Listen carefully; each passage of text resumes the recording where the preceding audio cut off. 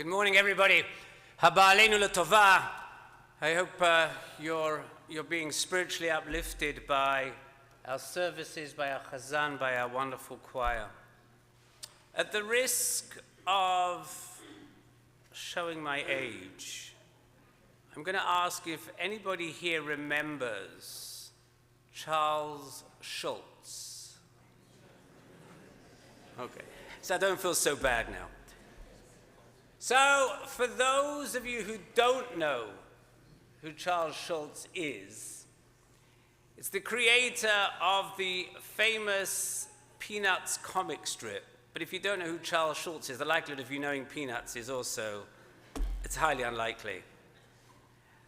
I was doing some research, and I came across some Charlie Brown and Snoopy skits. I can see some people smiling, other people just like, what's he talking about? Okay.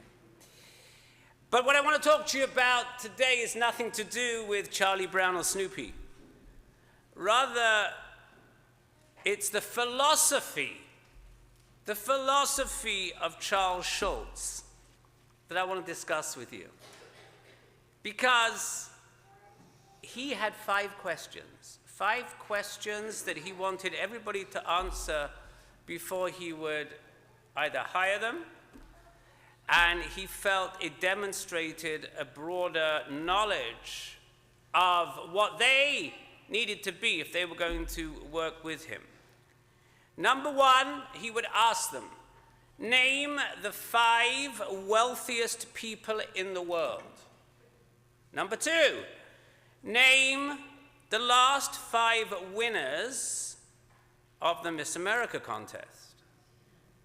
Number 3, name 10 people who have won the Nobel or Pulitzer Prize. Number 4, name the last 5 winners of the Academy Awards for the Best Actor or Actress. And number 5 was name the winners of the past 10 World Series. How did you do, guys? Were you able to answer even one of those questions in its entirety? No, I don't think so. And yet, and this was his point, and yet these people are all legitimate, notable people. I'm not talking about the Kardashians of the world, or the one, I'm sorry guys, I know you're into that, but, or the ones who have achieved their 15 minutes of fame. I'm talking about the ones who are the best in their fields. But over time, what happens? The applause dies out. The awards tarnish, and the achievements are forgotten. And so what Schulz does, he gives us another quiz. Let's see if we can do a little bit better with that one. First question. Name a few teachers who have aided your journey through school. Okay, so I can see some head shaking here, that's good. Name a few friends who have helped you through a difficult time. Name a few people who have taught you something worthwhile. Name a few people who have made you feel appreciated or special. And name a few people who have enjoyed spending time with you. I'm sure that you were able to answer at least some of these questions a lot more easily. And I'm sure you all did so without really taxing your minds too much either. So the question is, why is that? And the lesson of Charles Schulz's philosophy is very clear. The people we really remember are not the ones with the most credentials, the most money, the most awards, or the most fame. But they are the people who make a difference in our lives. They are the ones who care about us. They are our parents, grandparents, siblings, spouses, children, friends, and other family members possibly. In other words, what Schultz is doing is he is giving us the formula of whom we remember today at Yizkor.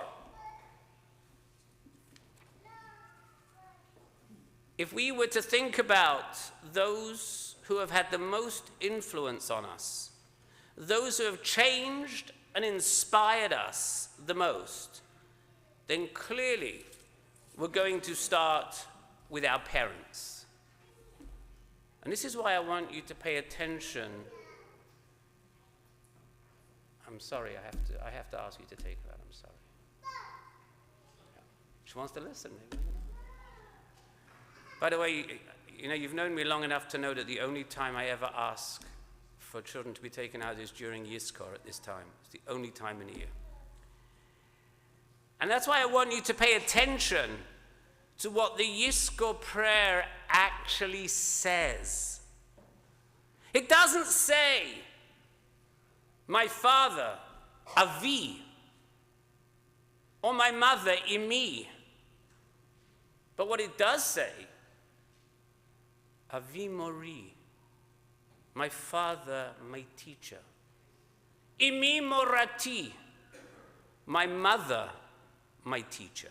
Our Yizkor prayers says this for two reasons. First, because our parents are also our teachers, most likely our first and most important teachers. And second, because Yizkor says to us that anyone who taught us anything in life, anyone who has changed us, hopefully, letovah, for the better, and hopefully for good, deserves to be remembered here today. And perhaps that is why the Yizkor begins with the parents before moving to grandparents, siblings, spouses, and God forbid, sadly, sometimes even children. And then notice the final Yizkor. What does it say? The final one says, and for all other relatives and friends.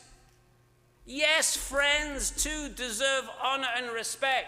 There is no justification for anybody to leave the sanctuary for Yizkor. The days of the idea that children are sent out is a very archaic idea.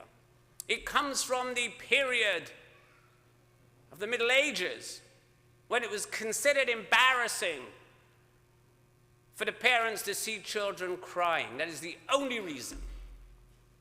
But our society doesn't comport to that today. And all of us, particularly now, have somebody on whom to say Yizkor. Whether our parents are alive or not, we have friends, we have uncles, we have aunts, we have grandparents. And what about people we don't even know? The hostages who lost their lives. The chayalim, the soldiers who protect us. People should be saying Yizkor for them, not standing outside in the vestibule.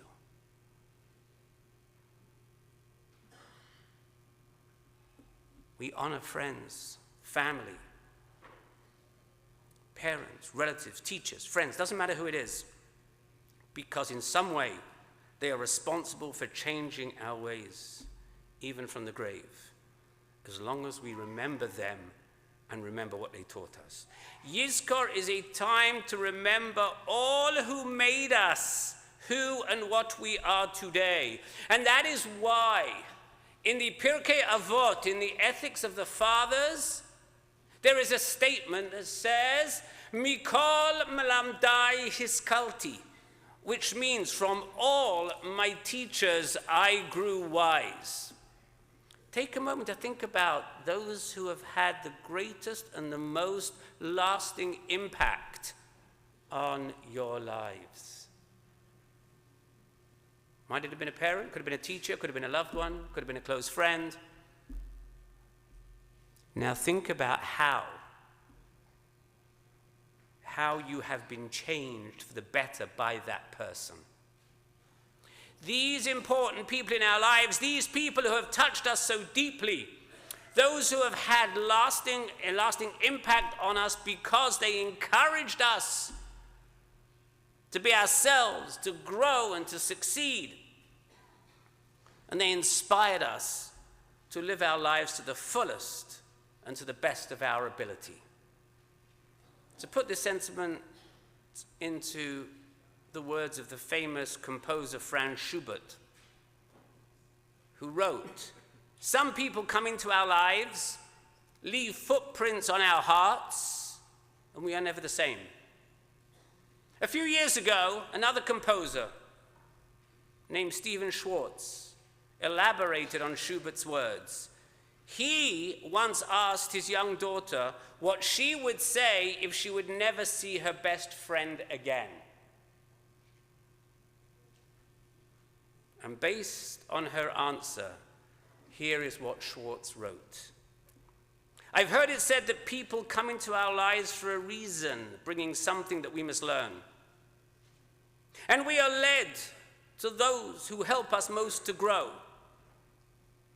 And if we let them, we help them in return." I don't know if I believe that's true, but I know that I am who I am today because I knew you. As we sit here today, as we gather to remember our loved ones who are no longer with us,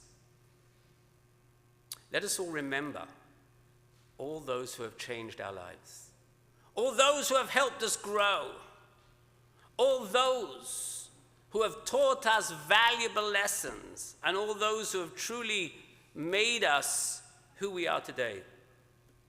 In other words, the people who have helped shape and define who we are today are still with us because we remember them.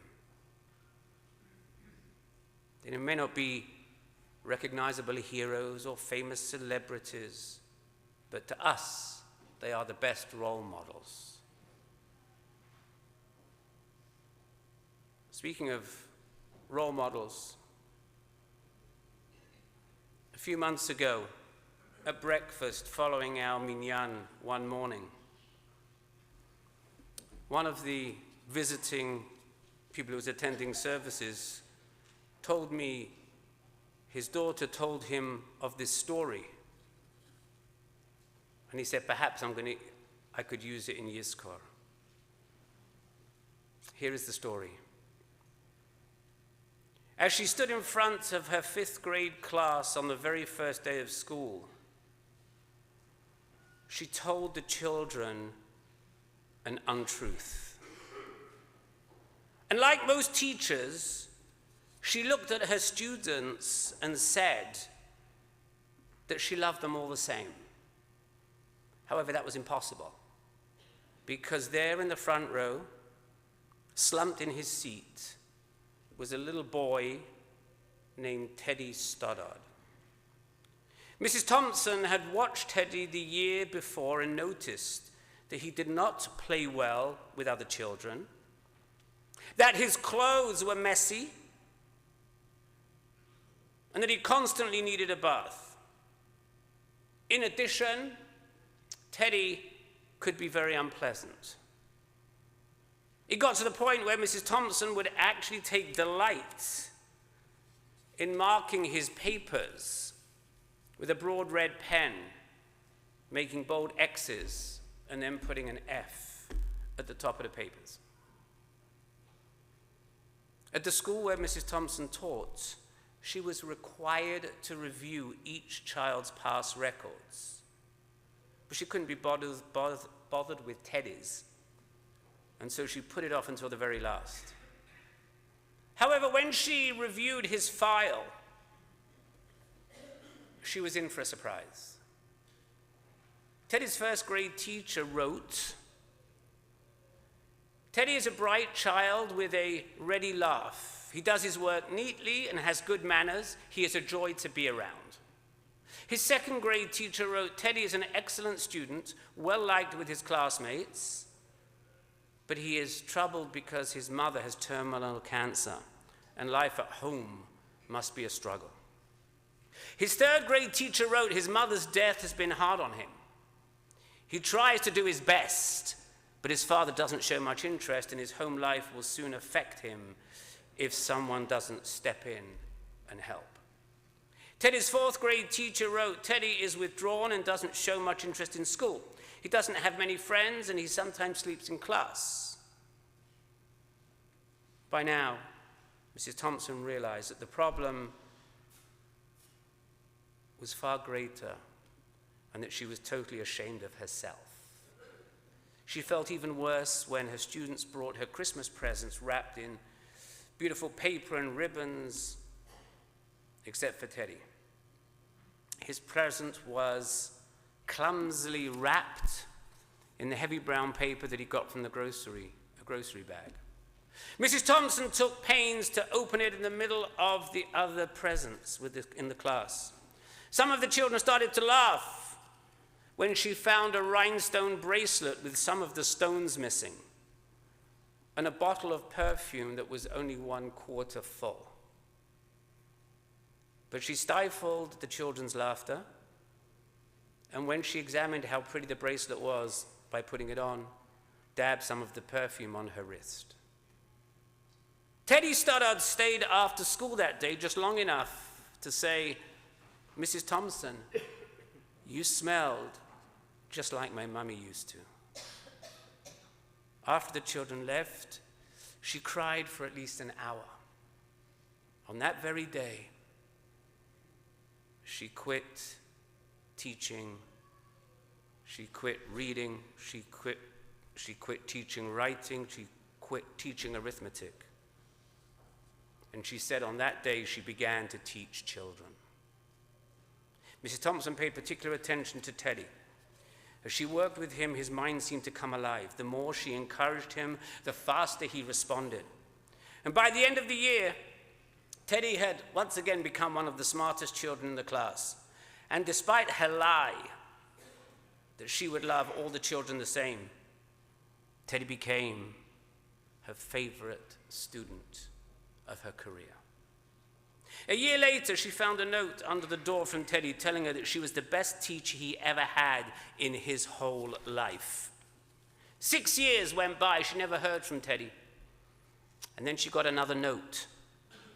He then wrote that he had finished high school, third in his class, and she was still the very best teacher that he ever had. 4 years after that, she got another letter saying that while things had been tough at times, he'd stayed in school and stuck with it and would soon graduate from college with the highest honors. He assured Mrs. Thompson once again that she was the very best and favorite teacher that he had ever had in his whole life. 4 more years passed, and yet another letter came. And this time he explained that after he got his bachelor's degree, he decided to go a little further. The letter explained that she was still the best and favorite teacher he had ever had. But now his name was a little longer. The letter was signed, Theodore F. Stoddard, MD. The story doesn't end there. You see, there was yet another letter that spring. Teddy said that he had met a girl and was going to get married.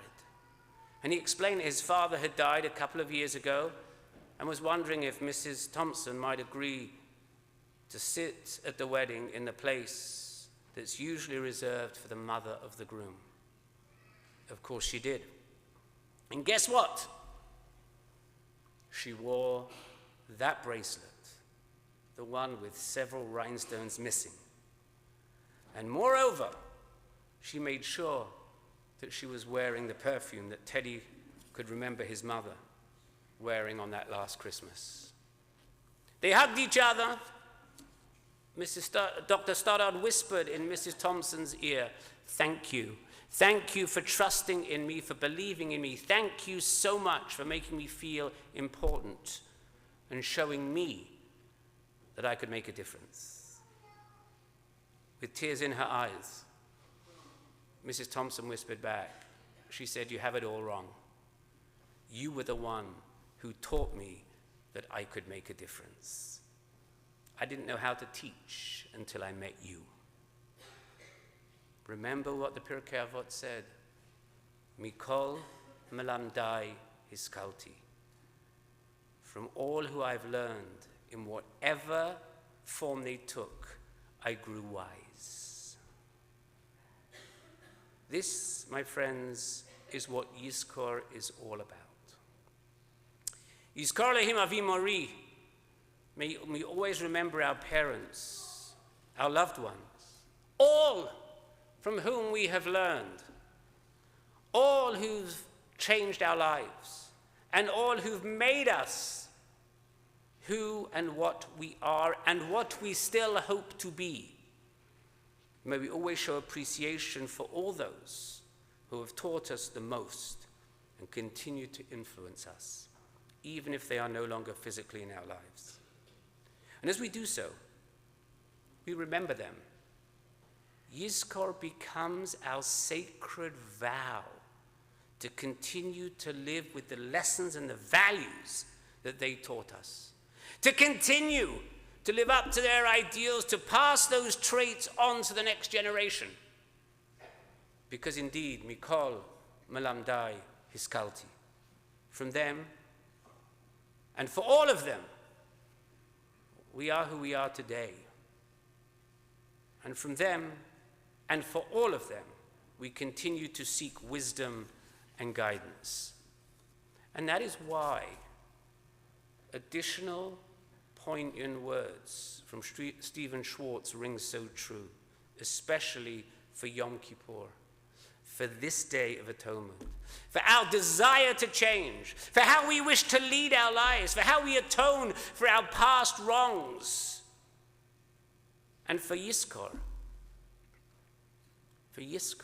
where we remember, we recognize, and we appreciate all those who have taught us, and all those who have changed our lives and continue to do so even from the grave. It well may be that we will never meet again in this lifetime.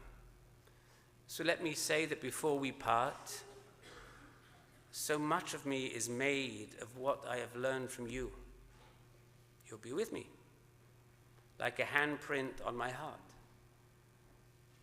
And now, whatever way our stories end, I know that you have rewritten mine by being my friend. And just to clear the air, I ask for forgiveness for the things that I've done that perhaps you blame me for. But then again, we know there's blame to share, and none of it seems to matter anymore. Who can say if I've been changed for the better? I do believe I've been changed for the better. And because I knew you, I've been changed l'tovah, for good. May we continue to learn, continue to grow, continue to be changed for the better, for good, by all whom we remember here today. May their souls be remembered for a blessing as they continue to inspire us as we move forward with our lives. Let us conclude with the words of Elizabeth Ammons. You can shed tears because they are gone, or you can smile because they lived. You can close your eyes and pray they will come back, or you can open your eyes and see all that they have left you.